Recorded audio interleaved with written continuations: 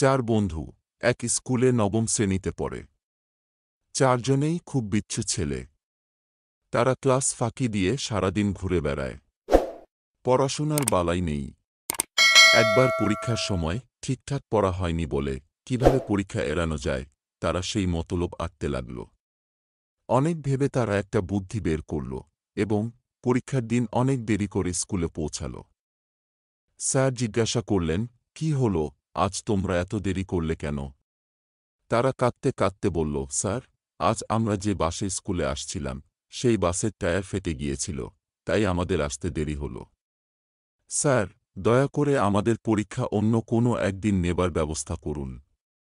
শিক্ষক মহাশয় তাদের বদমাইশি সম্পর্কে অবহিত ছিলেন, কিন্তু তখনই তাদের কিছু না বলে তাদের কথায় রাজি হয়ে গেলেন এবং বললেন, ঠিক আছে, 1 সপ্তাহ পর আমি তোমাদের পরীক্ষা নেব। এই কথা শুনে তারা আনন্দে যে যার বাড়ি ফিরে গেল। তারা এটা ভেবে খুব খুশি হল যে শিক্ষক মহাশয় তাদের চালাকি ধরতে পারেননি। 7 দিন তারা বাড়িতে ঠিকঠাক পড়াশোনা করল। 7ম দিনে তারা পরীক্ষা দিতে স্কুলে এল। শিক্ষক মহাশয় তাদের ক্লাসরুমের 4 কোণে 4 জনের বসার ব্যবস্থা করলেন।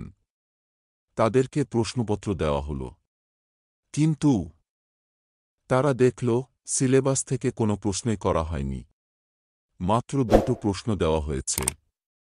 কোয়েশ্চেন নাও 1, তোমার নাম কি? আর কোয়েশ্চেন নাও 2, ওই দিন বাসের কোনো টায়ার ফেটেছিল? তারা পরস্পর এতটাই দূরে বসেছিল যে কেউ কারো দিকে তাকাতেই পারল না।